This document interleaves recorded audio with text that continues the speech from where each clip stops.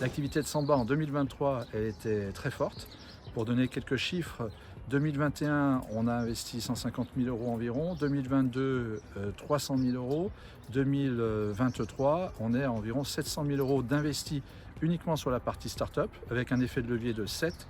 Ça veut dire que derrière, dans l'économie réelle, on a investi énormément dans la partie start-up. Samba, c'est deux territoires, c'est la Savoie et la Haute-Savoie qui en fait ne font qu'un seul et même territoire, avec des particularités locales. Je veux dire que Annecy, c'est différent de Chambéry, la zone d'Archamps est également intéressante et on a une typicité en fait de nos membres qui fait que on a plaisir à se retrouver ensemble pour investir sur des dossiers qui, comme le bon vin, sont des bons cépages sur des terroirs différents avec leur typicité et leur spécialité locale.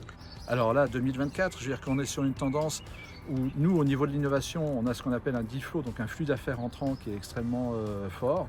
Et c'est pas que Samba, c'est également les autres clubs de Business Angel. Donc j'allais dire, il y a des projets. Ces projets, ils sont plutôt qualitatifs et on a toujours un taux de sélection qui est extrêmement sévère. Mais objectivement, on a un taux d'accompagnement qui est fort.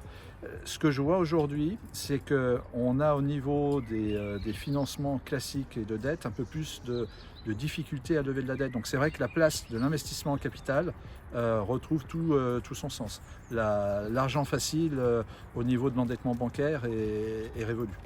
À la suite de l'AG, une conférence sur le thème Finance, spéculation et l'économie réelle dans tout ça fut présentée par Gilles Miteau, auteur du livre Tout sur l'économie ou presque. C'est vrai qu'un livre, ça permet on peut mettre plus de choses dedans. Et après, de quoi ça parle? Eh ben, ça parle beaucoup de monnaie, du système monétaire, comment fonctionne la monnaie, comment est créée la monnaie. Et ensuite, à partir de ça, on essaye de construire un schéma général de fonctionnement de l'économie. Et après, de zoomer à différents endroits sur ce schéma pour comprendre plus particulièrement comment marche, par exemple, l'interaction de l'économie avec l'environnement, qu'est-ce que c'est que l'inflation, pourquoi les crises financières, ce genre de choses. Il faut se poser les bonnes questions, quoi.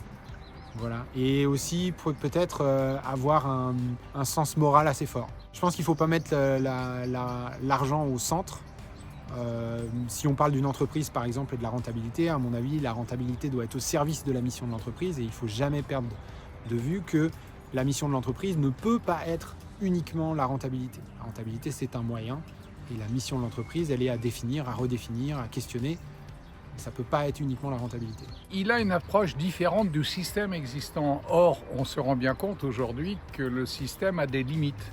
Et en fait, cette approche, je dis, c'est une vulgarisation qui permet à tout le monde de comprendre les limites de la finance. Alors, on ne pense pas de la finance locale, on parle de la finance internationale, qui finalement se fait au détriment de l'intérêt de l'individu.